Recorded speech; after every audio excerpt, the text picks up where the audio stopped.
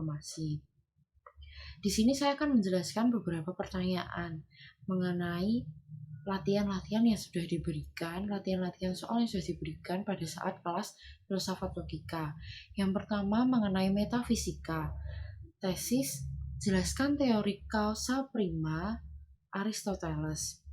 Argumen Aristoteles tentang keberadaan Tuhan dikenal seluas sebagai causa prima atau penggerak utama. Aristoteles mengemukakan suatu aksima bahwa pastilah ada suatu yang menggerakkan dan sesuatu ini pada dirinya sendiri. Haruslah tidak tergerakkan dan pastilah abadi, merupakan substansi dan aktualitas. Objek pikiran dan objek keinginan menurut Aristoteles menyebabkan gerak, tanpa dirinya sendiri harus bergerak. Jadi, Tuhan melahirkan gerak dengan dicintai, sedangkan hal-hal yang menyebabkan terjadinya gerak dengan cara dirinya harus tergerakkan. Tuhan menurut Aristoteles adalah pikiran murni, sebab pikirkanlah yang terbaik. Hidup pun adalah bagian dari Tuhan, sebab kehidupan adalah aktualitas pikiran, dan aktualitas Tuhan yang tergantung pada dirinya sendiri adalah kehidupan yang terbaik dan kekal. Dengan demikian, Tuhan adalah suatu pengada yang hidup, baka, terbaik, sempurna, sehingga kehidupan dan keberlangsungan terus-menerus dan kekal adalah milik Tuhan. Sebab inilah Tuhan. Yang kedua, jelaskan teori Tuhan telah mati menurut Nietzsche. Menurut Nietzsche, manusia telah lama berada dalam cengkraman kekuatan supranatural dan ketuhanan yang tanpa disadari telah melucuti semua potensial vital manusia. Manusia perlu nuansa baru, yakni nuansa bebas dari segala macam nilai dan nuansa yang lebih akomodatif bagi kreativitas masing-masing manusia atau masing-masing individu. Tuhan seperti tak lagi akomodatif dan aspiratif, bahkan dianggap menakutkan oleh banyak manusia. Karena selalu mengamati perilaku manusia, baik dari perilaku manusia yang positif ataupun negatif, sehingga ruang kebebasan manusia seperti terpojokkan dan nyaris hilang, padahal ekspresi kebebasan itulah yang mengidentifikasikan betapa luhurnya keberadaan manusia.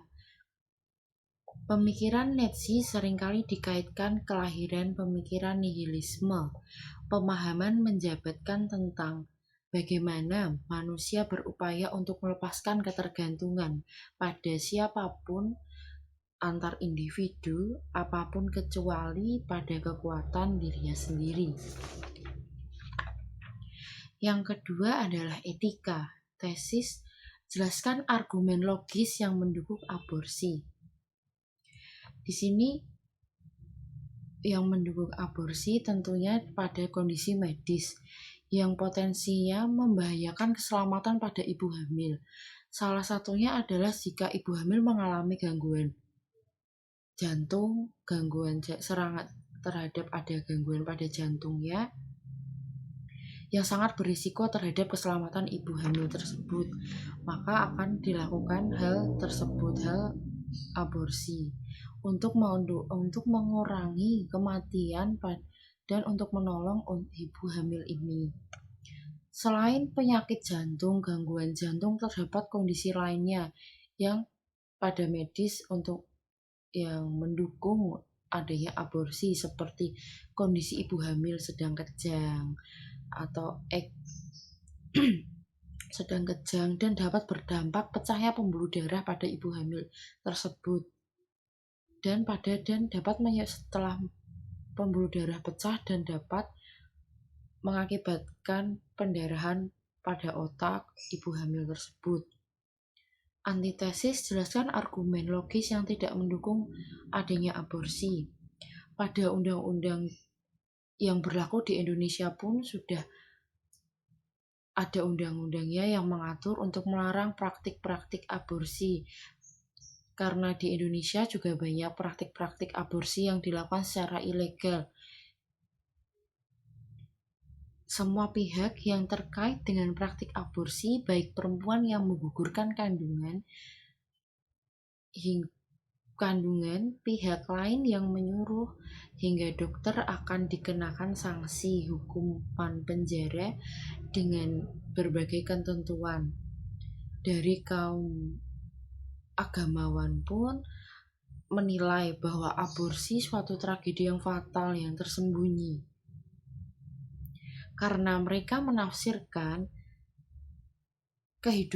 menginginkan kehidupan tetap dihargai, sebagaimana Tuhan memberikan kehidupan itu kepada kita sendiri. Yang ketiga adalah estetika. Soal pertama, jelaskan argumen yang pro terhadap operasi plastik demi kecantikan dibenarkan.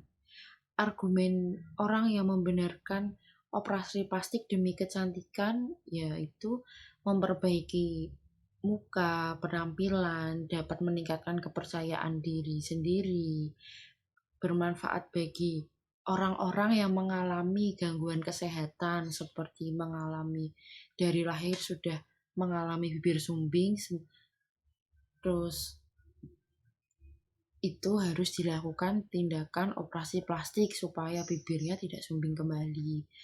Terus juga misal kalau ada orang yang tersiram air panas juga akan dilakukan operasi plastik.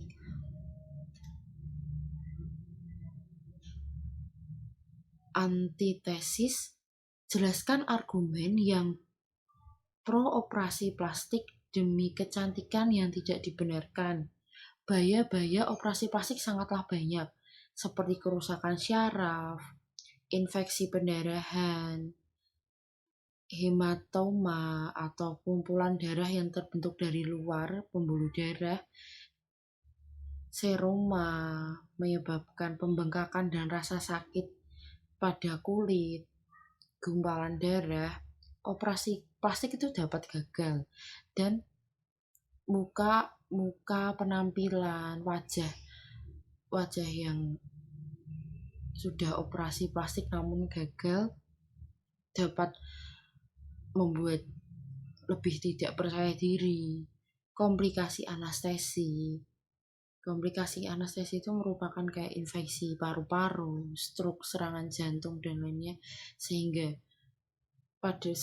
yang paling fatal adalah pada saat operasi plastik itu gagal atau operasi plastik itu tidak berjalan dengan lancar, dapat menyebabkan kematian.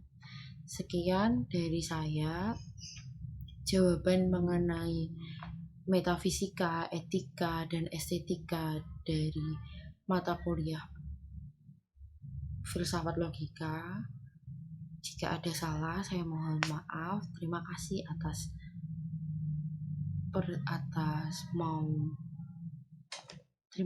atas partisipasinya.